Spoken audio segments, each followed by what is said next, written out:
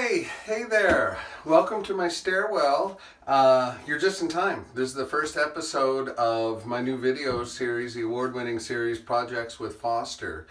And the idea is, since we're stuck at home through this coronavirus pandemic, I thought we might make a couple videos about projects that we were doing and share them with others. And so I'm going to start, and I'm going to make one, show you a couple of the tools and a couple of projects that I'm doing in my house here in my stairwell.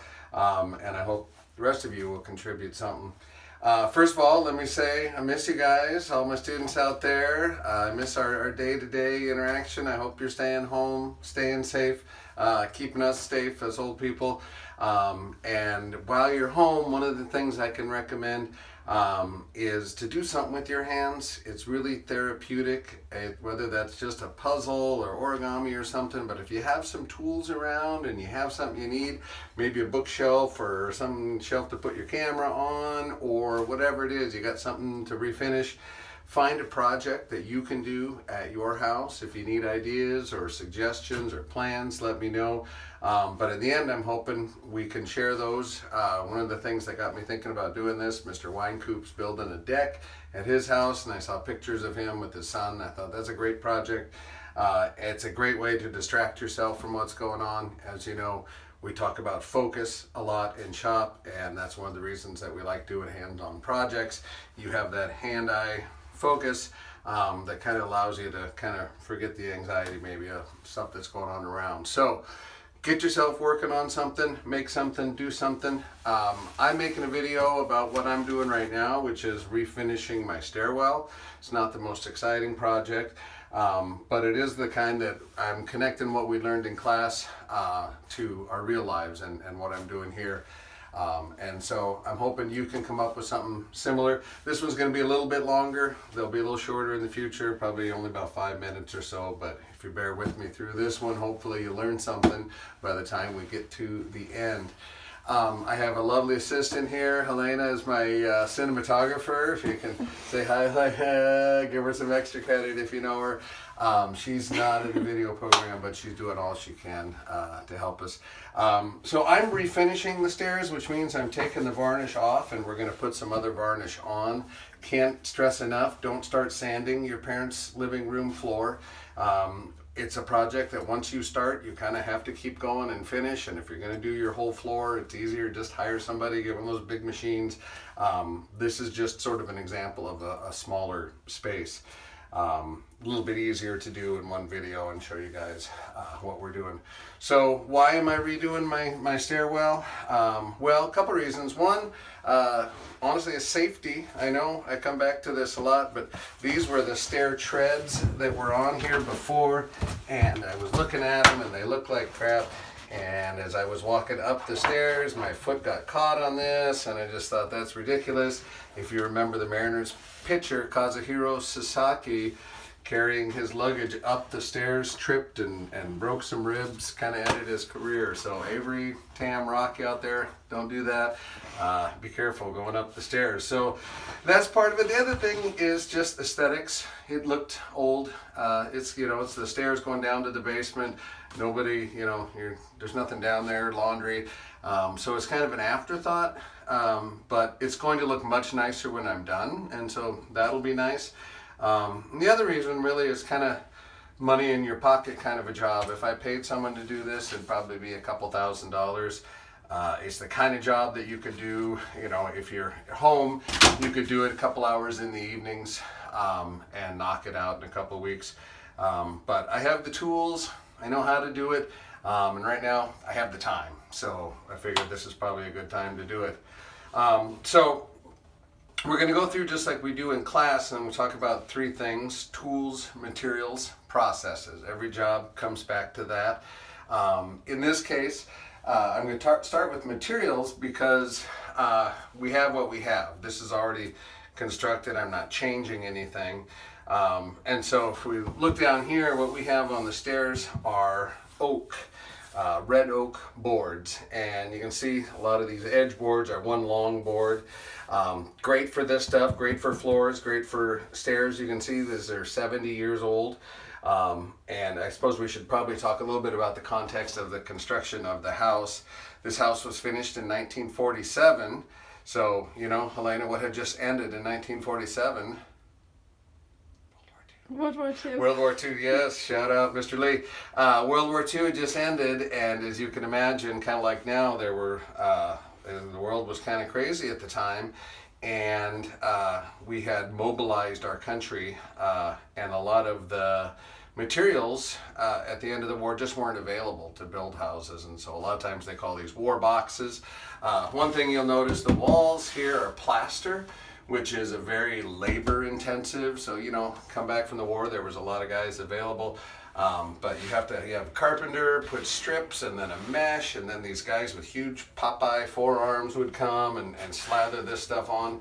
And then from here down, we have this knotty pine, this vertical tongue and groove board. You have, one of them has a router tongue and the other has the groove that it fits into. Pretty easy, a homeowner could do this. It looks nice, there's no nail holes. I like it. It looks a little dated, but I like that anyway. So we mentioned we've got stairs up here that are all made of oak, but notice the difference here on the landing. You notice how we've got long pieces for the stairs, but on these landings you have all these little short pieces done in perpendicular fashion, and down here sort of almost like a parquet floor. You got to wonder, why did they do that? Wouldn't it have been easier just put one big board across there? Why did they do that, Helena? Well, wouldn't that have been easier? Yeah. Where do you think those little pieces might have come from? The ends of the other boards. There you go. When they cut the flooring for the other floor upstairs, this is probably all those pieces that were cut off the end. And so saved them and was able to do two sections without buying new floor. They were Scandinavian, and actually Ruth still lives here. Thank you, Ruth, for letting us stay here with you. And then we come down this one, and similar, you've got these smaller pieces, which think about is going to be a little bit trickier. When we do scrape, you've got to go with the grain, means you've got to keep going different directions, which makes it a little more labor intensive, a little bit more of a pain. As we go further down the stairs, we notice things changed. So this is all oak, oak, oak. When we get down to these stairs, you'll see though, these are a different wood completely, and then the kick of these is different as well. So this is fir, that's, you remember, that's a softwood, and so I can get a fingernail in there, I can make a gouge on that. So this had those treads on the edge, because if you're walking up and down that too much, you're going to wear that wood out, you're going to make splinters, and you don't want that. And then this is just plywood. Plywood was available again, but it wasn't readily used.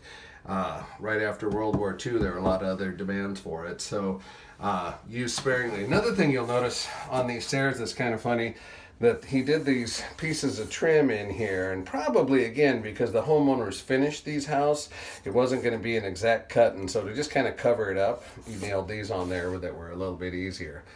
I could, if I were really trying to spruce this up, pull these stair treads out and replace them with one solid piece, but I kind of like the old scratches in that, so we're going to try to refinish them, and hopefully they'll look nice. Notice I started to scrape these as well, and then decided that wasn't worthwhile, so we changed that. So that's our materials. We've got some fir, we've got some oak that we're working with. We're trying not to do anything to the walls, the knotty pine. We don't want to have to refinish all of that, just the floors. The other tool that we have is, or excuse me, the tools that we have are scrapers. So we're trying to get this varnish off. You might think I'll just sand, right? I've got my sander, I got my 80 grit, but this varnish was a liquid when it went on, right? You had this solvent in there with this resin. The solvent evaporates and leaves this hard coating. When you come across it with the sander, you're just heating that up and you're just gonna liquefy it, but then it clogs up your sander, so it's kind of useless. Depends on how old the varnish is, how thick the varnish is. This is probably 70 years old and very thick. So there's no way I could just sand it. Wasted an afternoon figuring that out. So what I need to do is scrape it. So what I need are scrapers. So that's my first one, just your standard like we got at school, two-handed scraper. That's a great one. This is called a painter's tool. Similar scraper. I sharpen it up real sharp with my grinder, and I can use it for a lot of different things, getting into corners. But the real king of the scrapers is this guy. It's called a Pro Prep, and it comes with a bunch of different scraper heads, and you can just pop it off and flip out which one. You also can flip which end is up. So when I had to scrape these corners, I had the half round. It's nice because you never know. You might have different shapes of trim or get in smaller spots. So that's the three main scrapers that I'm going to use. The other thing I have is a box so that when I scrape something, I can clean it off. This is what I ended up with for the last section. It's pretty gross. It's kind of somewhere between snot and poop, but it doesn't stick. It's not quite snotty like that, so it's not too bad to clean up, but it is kind of gross. You got to expect that.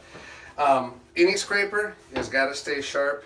I have a grinder right there, but usually on the job you don't have access to that, so you want to have a nice file handy. Anytime it starts to get dull, take a break and sharpen your scraper. It makes a huge difference how efficient your scraper is. And you can feel it, you got a little lip on there, that's nice and sharp.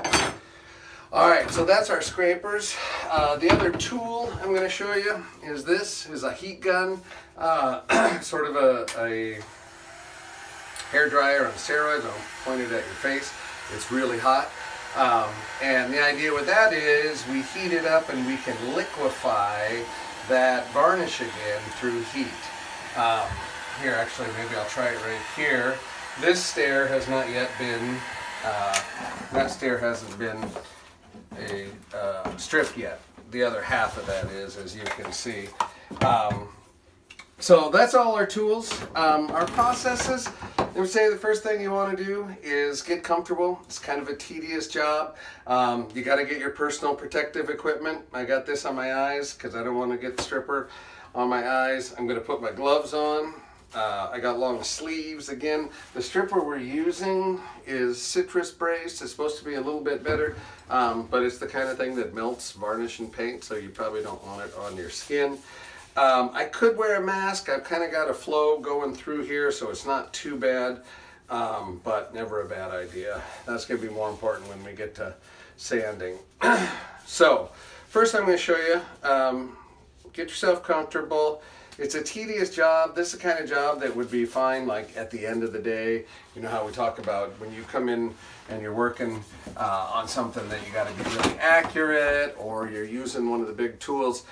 It's better to do that in the morning. After you've had your coffee, you're awake, you've been thinking about it. In the afternoon, you had lunch, you're kind of slacking.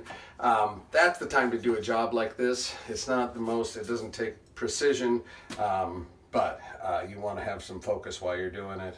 So we're going to start, I'm going to try to heat this up a little bit. With a heat gun, you got to keep it moving.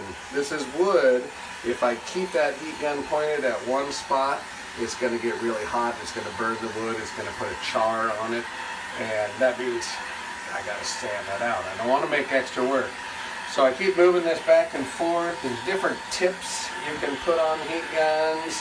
Something like that. Nice thing with the heat gun, you can sort of, if you have to do a one area, small area, and you don't want to hit other places, you can do that with the heat gun. You can see I'm starting to get a little bit of bubble in there. I've got this thing cranked all the way up. This one's nice because it shows me how hot it is. So I got to get real hot. I got to be real careful not to go too hot. I got to have my scraper just ready. And you can start to see there's a point at which it's all bubbling, see that? And then it starts to turn black. So now I can scrape. And I get in there and I can feel that this is softened up and it's coming, but I'm hardly getting anything up. This varnish is so old and so thick that it's kind of gooey. So heat gun isn't really the way to do it. It's not efficient for a space this big. So what are we going to do? We're going to do the other step, and that's scraper. So you need to notice I got my knee pads on. That's really important when you're using, especially a two-handed scraper. You don't want to be sitting on your butt. You want to be up above. So I got 3 scrapers. I'm going to start with this one. I'm going to do my corners. Come over here, Helena. Move our light up. So I'm just going to start in the scrape in the corner and try to scrape some of this out of there. Oh, look at that. Oh, that's a nice scrape. That's a great one. It's like peeling a sunburn. And then you've got this, and you just gotta blah. Notice I got a piece of tape in the bottom there. I can set my little box here down, and then when I get a scrape like this, so here's my paint scraper, much easier. Get the gloop out, right? Bloop. I just scrape it right off. Sometimes I need to actually almost like cut into the side of the box to get this scraped off, but the more you keep it clean, the less you got to do in the end. So I can use this for most of the stuff. It's easier to clean off. I can use this guy, getting in my edges here, getting next to it. Again, always trying to go with the grain, keeping it clean, keeping your tools sharp, like literally every 10-15 minutes, stop and sharpen that scraper. Makes a huge difference, and in the end you're saving yourself time by stopping and doing that. So careful with the stripper. Only put out as much as you need, not a very thick layer, and then just keep scraping. Go with the grain. Don't worry too much about how it looks right now, because in the end we're going to take and sand all this down. So there you have it. We've got our scrapers, we've got our stripper. Our next round is going to be sanding, and then we'll refinish. I'm hoping to make this a little bit more interactive. Maybe I can ask you guys about what finish you would recommend. We're also going to do some copper kick plates for the stairs, so you metal shop kids will get to see us put a little patina on there. And then we'll come back and we'll varnish and finish them. Hope you enjoyed our first episode. Like and subscribe. Get your schoolwork done. Be safe. Stay home. Don't go to the store to buy stuff to do a project. Do something with what you have at home. Let me know if you have questions or you want plans or ideas. All right. We'll see you next time.